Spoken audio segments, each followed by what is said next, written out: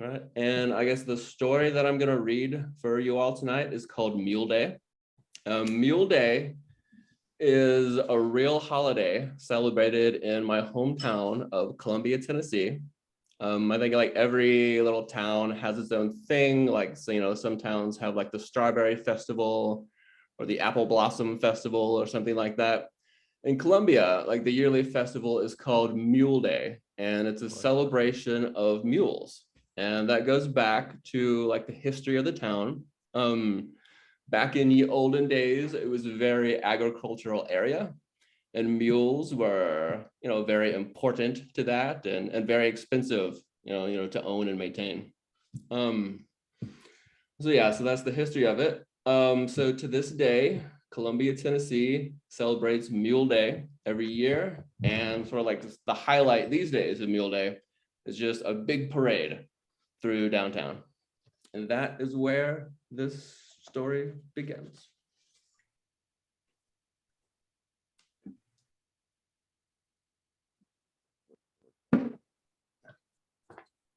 What I'm thinking before the parade is how to get my hands on some of that candy. When you're a kid, you think a lot about candy. I still don't even know why grown-ups even go to the parade, maybe for community or history, or because they like to see a bunch of horses shitting on Main Street. I don't care. When I was a kid, all I wanted was candy. Here's how it worked. The nice people on the parade threw candy from the floats, and a bunch of kids would scramble for it and hopefully not get run over by the floats. This one year in particular, I remember a big crowd, which meant lots of kids jockeying for the candy. Everybody had lined up on either side of the main drag through town, impatiently waiting for the show to start. And then this clown on a bicycle, an actual, honest to God clown on one of those old-fashioned bikes with the one huge wheel in front, rode up and made a slow circle, waving to everybody. He had red hair like Ronald McDonald and a big blue ball on his nose. He reached into his pocket and pulled out a brown paper sack, the kind for taking your lunch to school. The clown grinned real big and tossed the bag in the air. I watched it like a center fielder eyeing a fly ball. And all I could think was how much candy would be inside, maybe the biggest candy haul in the history of the parade. I glanced at my brother. He looked up at me. Both of us knew what to do. The two of us and about 9 other kids ran at the bag, aiming to catch it like a touchdown pass at the Super Bowl. I must have been 11 or 12 years old, just a little older and faster than the rest.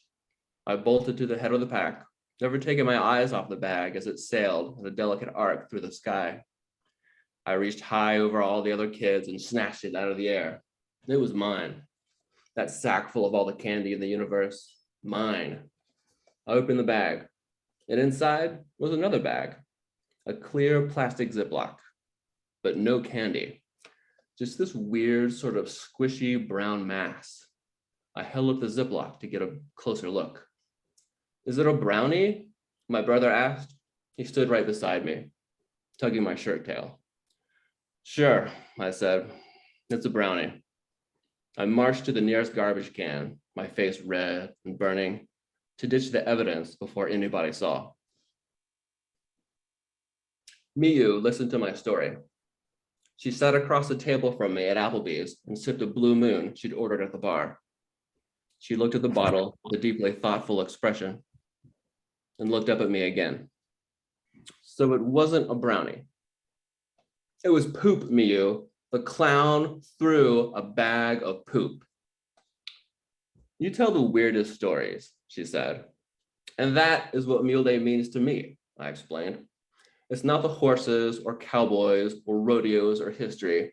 It's this psychopathic clown riding around on a bicycle, his painted on face locked in a serial killer grin, and he's just laughing it up and throwing poop. Just then, the waiter came to take our orders. The restaurant was packed, which is rare for an Applebee's, but the parade had drawn people from all over. We'd stood in the foyer for an hour to get a table, and the better part of another to be waited on. The waiter turned out to be a guy from my old high school. I recognized his face immediately but couldn't think of his name. I'd never known him very well. Well, we shook hands in the restaurant, and I acted friendlier than usual to compensate for not remembering his name. He seemed embarrassed to be our waiter. He told me his band was still practicing and getting better all the time. He said he was just waiting tables until the band took off. I wished him good luck. I told him his band was great and everybody from high school believed in them. Then I ordered a hamburger. What kind of music do they play? Mio asked after he left. I didn't even know he was in a band, I said. We waited on our food for a long time. When the hamburgers arrived at last, we dug in immediately. They were okay. They could have been a lot worse. When you eat at a place like Applebee's, it's best to keep things simple. There's a place just like this in New York, Mia said, licking grease off her fingers. Is it Applebee's? No, just some hamburger place, like this, but better. Applebee's is the worst. It's not so bad, Mia said. It's cheap anyway. One meal in the city, just for myself, would cost more than you're paying for both of us. In some ways, you're lucky to have grown up in a place like this. She placed an unnecessary emphasis on the word this, as if Columbia, a perfectly normal southern town with strip malls and flea markets and a super Walmart, was somehow set apart from the real world, like a quaint seaside village in Scotland, removed from the normal flow of things and left eerily untouched by time. I made eye contact, but was careful not to overdo it. We hadn't slept together since the summer, and I didn't want her to know how much I still thought of her. You have to be careful with girls. Once a girl knows you love her, when she really knows without any doubt, that's when it's over. That's when she owns you. That's when she gets bored and starts looking around for someone new, someone with that air of mystery, the air of mystery you had once but lost. You gave it away. You gave it away because you love her. So, how do you like it up there? I said. New York is the best, she said, the greatest. You wouldn't even believe. It's the center of the universe. You should visit.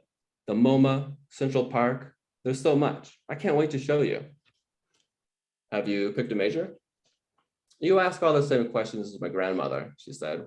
Ask something interesting. Why did you want to come down here? I missed you, she said, her face lighting up. She reached across the table and took my hand. I wanted to see you again. I wanted to know where you come from. You used to talk about it so much. I wanted to see for myself. And how are things with Luther? Miu pulled away. She looked down at her plate. She picked up a French fry and popped it in her mouth. Until now, when she'd spoken, she'd looked straight at me with her dark eyes. But when she began again, she stared past me and across the room. Luther is good. He's great, actually. He's great. I've never dated someone so, I don't know, intellectual. And he's fun, too. He knows everything about the city, all the best places. I like him. I like him a lot. I love him. I began to say something, but instead lifted my glass to my mouth. I guess what you need to know is I'm happy in New York. There's nowhere I'd rather be. And I suppose, even after everything, that you were right. It all worked out for the best. I'm happy. I'm glad I left. I'm happier now than I've been in my life. When the waiter returned, I asked for the check. I drove Miu around town, past the Family Dollar and Piggly Wiggly, and all the push-pull-or-drag used car lots. Traffic thickened as we approached the parade route. The two of us didn't have much to say. My eyes drifted off the road to the tree limbs hanging above. The leaves were only now returning after winter, and the small green shoots filtered the sun, so it painted abstract patterns on the street below. I pulled into the parking lot at a Fred's discount store. We got out of the car and worked our way through the crowd to get a good view of West 7th Street. Police on motorcycles rode by, sirens blaring. A few minutes later, a horse and wagon came up the road, followed by a group of men dressed as frontiersmen.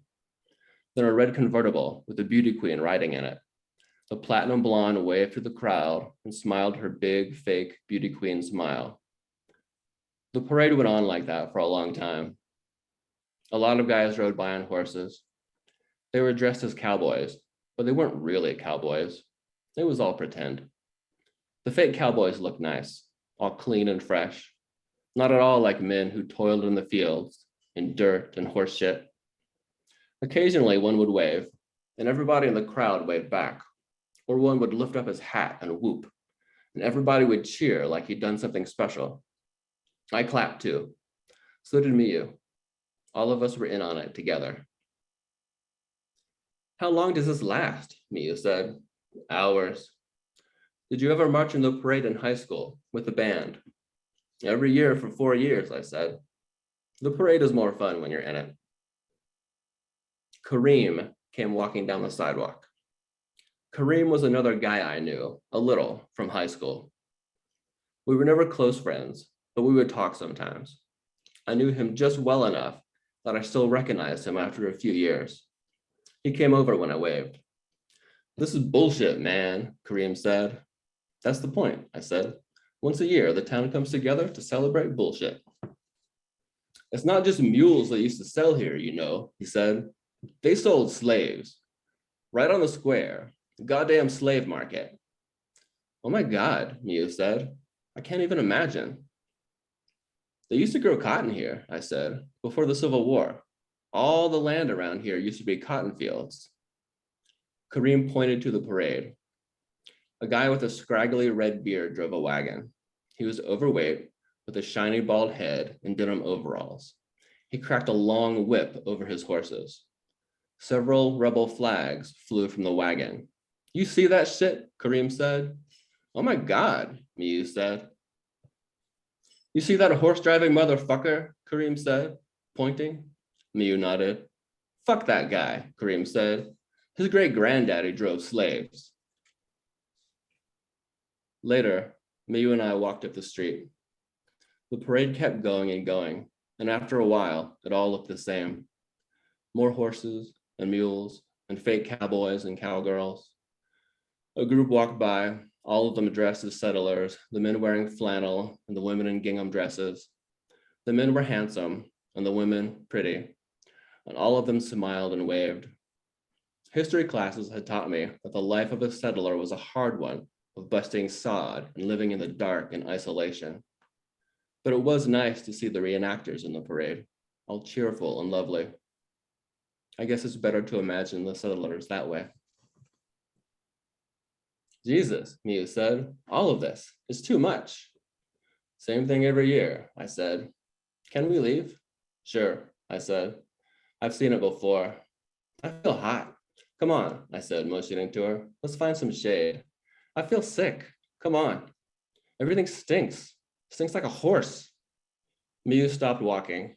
She doubled over, clutching her stomach. She heaved like she would vomit, but nothing came out. I put my hand on her back. Gingerly, she stood up again. She looked at the parade. She looked at the crowd. She looked at me, her brown eyes large and watery. I hate New York, she said. I hate Barnard. Everybody's rude. The professors treat us like we're stupid. I hate how in high school, I was the smartest. Being the smartest was who I was, and I liked it. But up there, fuck it. Everybody's a genius. Everybody grew up a child prodigy in some rich fucking family. I hate college. I hate Luther. I hate everything about my life. I put my arm over her shoulders and pulled her close. I kissed the top of her head. The feeling of it was familiar, but something I'd forgotten until just then. Out of the corner of my eye, I saw a cowboy on horseback. He was young and handsome, like every other cowboy in the parade. He wore a colorful Western shirt, the kind guys buy at American Eagle, the kind that probably didn't even exist back in the olden days. Miyu was not crying, but seemed like she might. I kissed her, for real and on the lips, and it felt like decades had passed since the last time. We kept at it a while, and when we pulled apart, she looked just like I remembered from the summer. We smiled and looked away. We watched the parade. The cowboy lifted his hat and whooped and held it high in the air. The crowd cheered. Everybody liked the fake cowboy. A great roar rose up, like thunder from beyond the hills. I didn't know if Miu would stay with me or disappear to the city again and back to Luther. The cowboy gave another whoop.